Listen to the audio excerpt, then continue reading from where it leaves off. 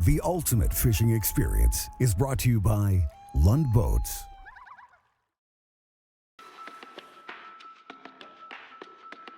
This week on the ultimate fishing experience, we'll be joining Scott and Marty Glorvigen for a detailed look at boat rigging's do's and don'ts. Net cam! Hello! These two angling aficionados offer veteran insights on how to get rigged right and ready. Score one for Marty. From bow to stern, port to starboard, and even below the surface. It's a crash course in designing your boat with years of boat rigging experience. So it's time to mount those transducers, charge up those batteries, and launch a finely tuned fishing machine. You got one? Yep. A place for everything, and everything in its place. When your boat's rigged and ready and set up for your style of fishing, you'll be a very, very successful angler. Purchasing a boat is a big investment, so you want to make sure before it hits the water, it's rigged and ready to fit your style of fishing. Everyone fishes a little different. A boat like this here is a great boat, but if you mainly fish smaller rivers for cats or smallmouth, there are probably some better options. Over the course of this show, we'll examine a lot of different choices you'll encounter during the process of putting together the right rig for you. And hopefully, we'll catch a few fish along the way. You know, you think about all the boats that we fished out of from the start of our career back in the day, all the way back to the first Lund American. And now to be pulling a 186 or a 208 or a 2075 of how it's changed, where, you know, a guy could rig a boat in 25 minutes. You could put the trolling motor on the transom and put the transducer on with a suction cup and go fishing in an old pro angler. Now we're pulling out of the driveway with the brand new 186 Pro V glass boat that Lund makes, and not only does it have electronics on it, but there's GPS, there's touchscreen technology. We have trolling motors that have GPS systems built into them. We have shallow water anchors on this boat, like the Talon, that allow us to instantly hold an anchor position. Well, let's try this 186 out and see if you can outfish me today, which I doubt it. Well, it all depends who's running the boat. That could be front or back, your choice. All right, since you're older, I'll respect your age and let you choose first. All right, that'll work. When considering the setup that you're looking at for your boat, bunk trailers versus roller trailers. Bunk trailers are typically designed for bigger boats, like your glass boats or some of your big aluminum boats. There's some real pluses to a bunk trailer for a glass boat, supporting the entire hull.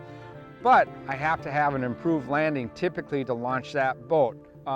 If I want to get into small bodies of water, typically a roller trailer will serve me better, so I can get that boat on and off much easier. So when you're out there and you're considering the setup for your boat, considering the trailer, you have two choices, either bunk or roller. $5, biggest fish? You got it, you're okay. On.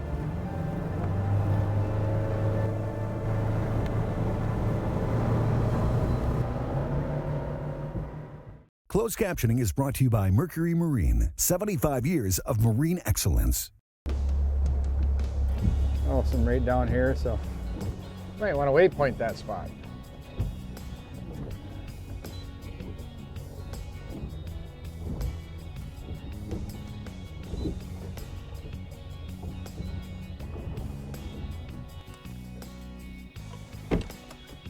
Look at the bunch of them. Those are walleyes. Okay, let's get them.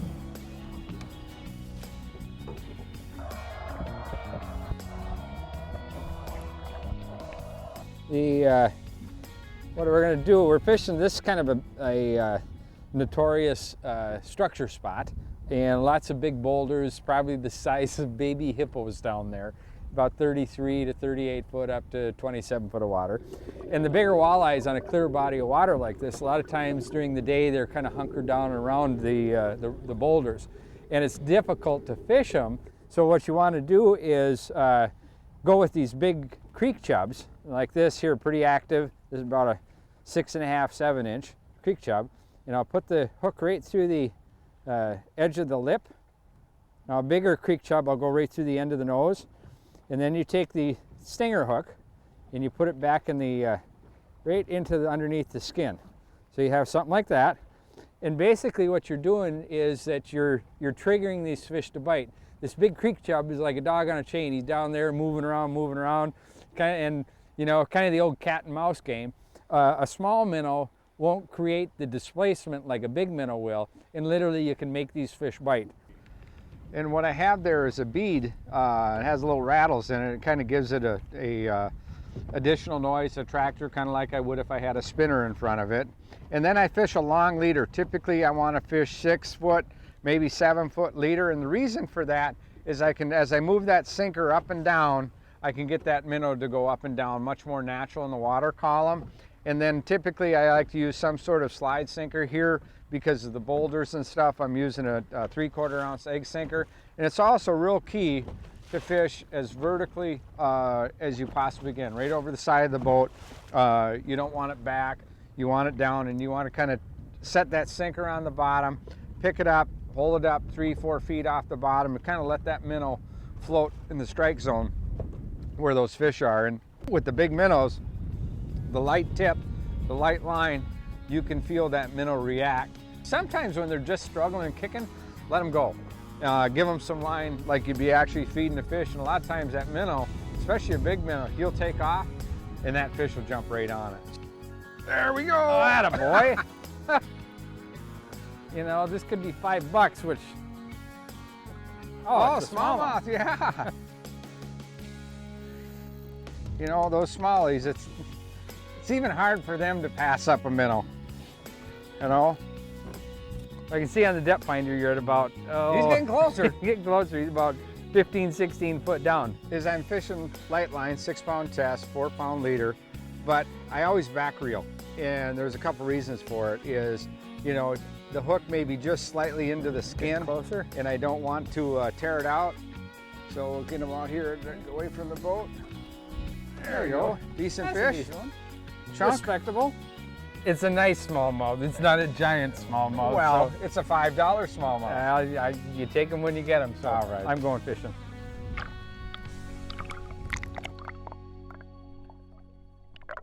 Over the years, I've had an opportunity to fish out of a variety of Lund boats, and my wife loves fishing out of the Lunds as well, but what she really likes is the IFS, the full windshield. It keeps her out of the wind, it keeps her out of the rain, and I can put a canopy up on this boat if I want to.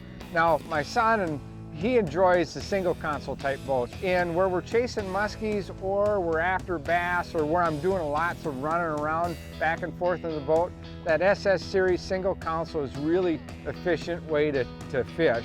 When I was doing a lot of guiding, it was hard to beat the Tiller series. Wide open boat from front to back. My clients would be placed in the seats in front of me, and I really can control the situation. So no matter what your style of fishing is, you have the opportunity to pick and choose the rig you want based on how you like to fish. You got one? Yep. Yeah, not bad. I want to get the net. Again, right just off the edge of the crown. You know, I'm up in 32 foot and you're in about 36, 38 foot. You know, you've been fishing that minnow. I went to a fireball jig and went to actually a glow and pink and blue, because the Cisco's that are in the system, it kind of matches up to that. There, that's an okay walleye. Not bad. It'll work. All right, you got me down 2-zip. We're gonna keep fighting. And a multi-species bite, a smallmouth and all walleyes. Right. Good job.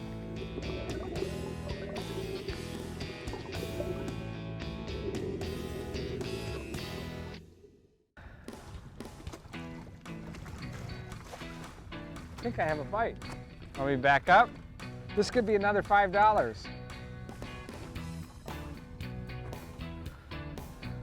Put your money where your mouth is.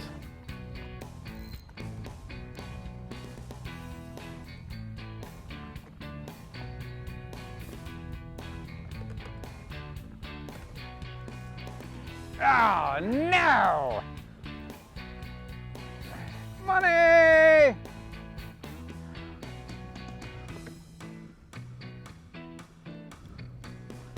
Here, I'll come up here on the bow for you, make it easy for you. You know, I'm getting tired of netting your fish. Here, good one? Because I know you can't do two things at once, I'll run the motor. Oh, great. I'll fight the fish, and then all you have to do is worry about landing it. Don't let me get in your way. It's another $5. $5 walleye. Well, here, you can take care of your $5 walleye. Ah, come on now. All right, you're up 3-0. Okay, that's $15. So I'll put this one back, and maybe you can catch him again. I hope so.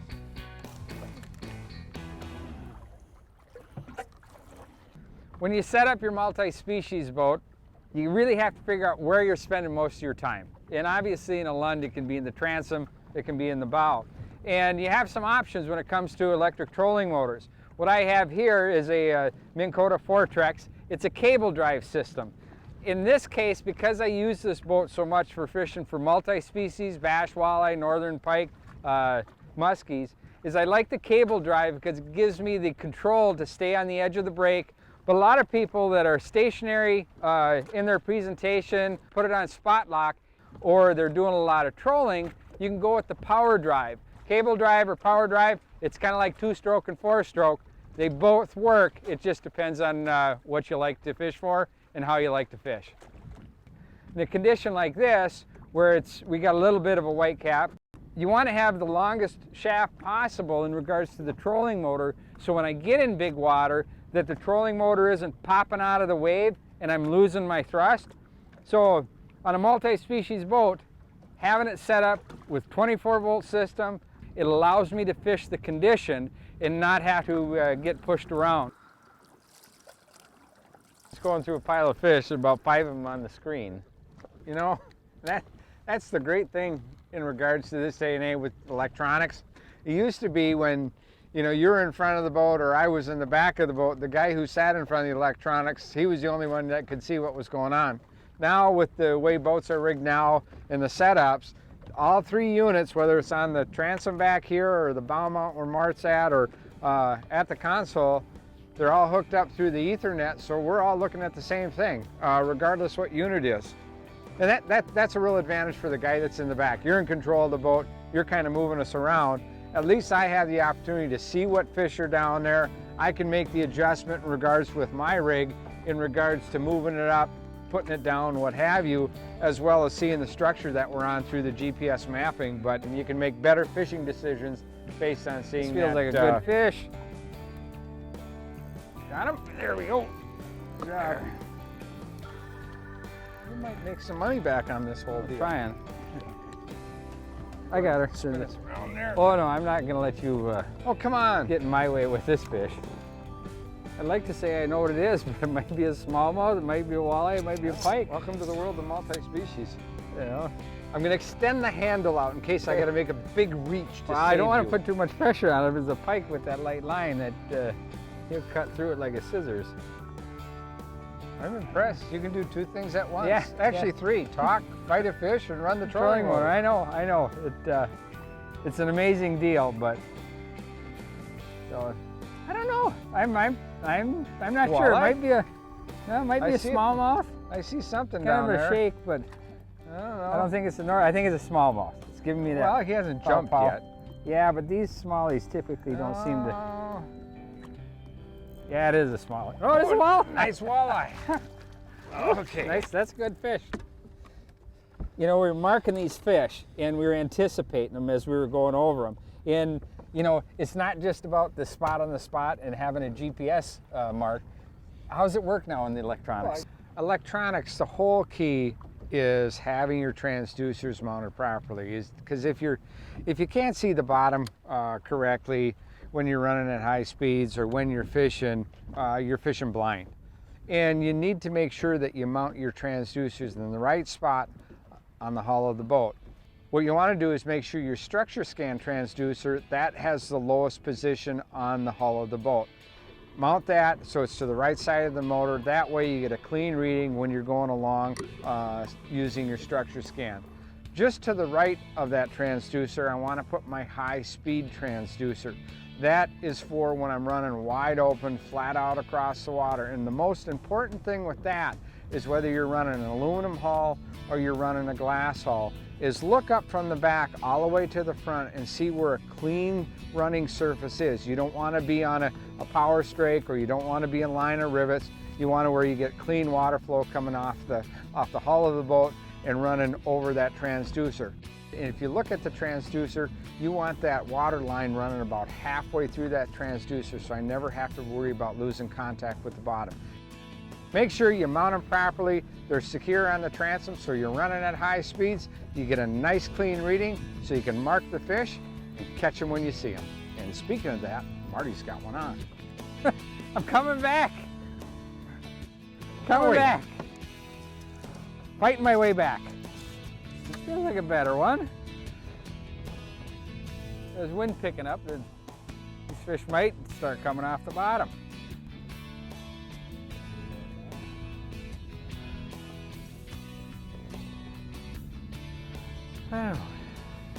How's it feel, brother? You look pretty good with that net. You know, I don't mind netting a few fish for the guy that's paying me money at the end of the day. So, here we go. What do you got? Another walleye? Another walleye, yep. It looks like they just, electronic-wise, they look like they're coming off the bottom just a little bit. Well, not a big one, but a nice one. That's an okay walleye. Not bad. Nice walleye. It's $5. I'm almost even with Scott, so we'll get him back in the water and see if I can't get even.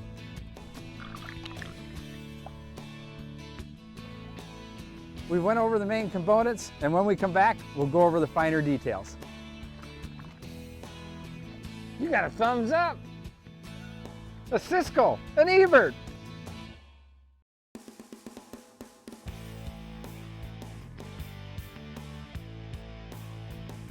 It's the end of the day, and this is when you depend on battery power most, and having a good onboard charger and the convenience of plugging it in at the end of the day will help you stay out there a little bit longer and put a few more fish in the boat. There we go. There we go. Woo-hoo.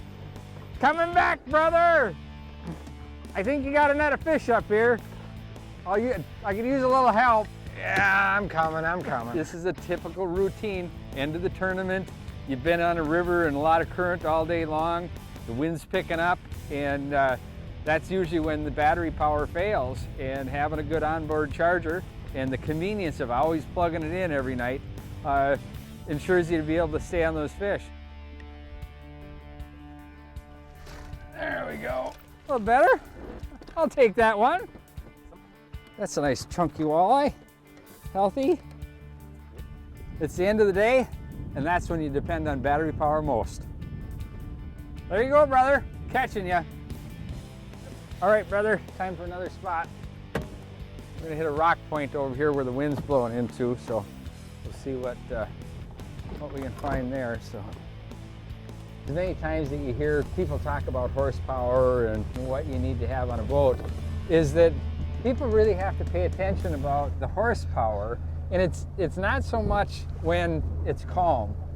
Where people get into trouble is when you have a load of people and you get into big waves. And you know, I always suggest that max horsepower is the best. Yeah, it is. And the other thing that you run into, and you talk about this having a 4-stroke on it, the fact of the matter is you have options. Yeah, Whether right. as a walleye guy, a lot of times I want the 4-stroke because the quiet operation. The other thing is the fact of trollability. But if I want the flat out speed, you know, kind of that, I want to hear it ripping, I can put a Pro XS on the back, and it'll perform just as well. So you've got options with your outboard motor packages, whether it's tiller, whether it's console. And like you said, the standard rule of thumb is be as close or if not at maximum horsepower when you make that boat purchase, because not only is it going to give you performance, Lund is one of the best resale boats out there on the marketplace, and when you match it up right, you'll get top dollar when you go to buy your next Lund. Horsepower and performance are just as important as bait and tackle when it comes to fishing. The power and acceleration of the Mercury Pro XS can enhance the competitive angler's need to manage time.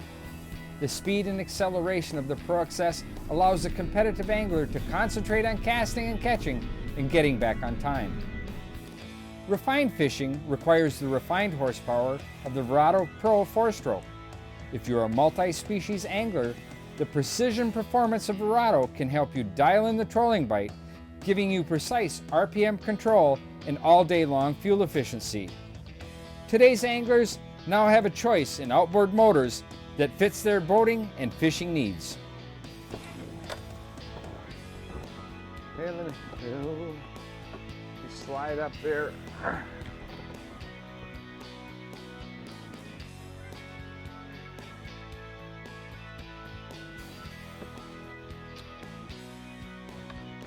This could be the tiebreaker. Don't lose it. Don't lose it. You know, I want to point something out with the landing net here. When you get up on the deck, people think a long-handled landing net is just for trolling, but when you step up on the deck, you're a lot further away from the fish. Extend that handle out, and that way you can reach for the fish without having to get off the trolling motor. Oh, a nicer one, looks like. There we go. All right, consistent. When your Lund boat's rigged and ready, regardless of the style or the species of fish, it's going to make you a much more successful angler. Dang, you're up by 10.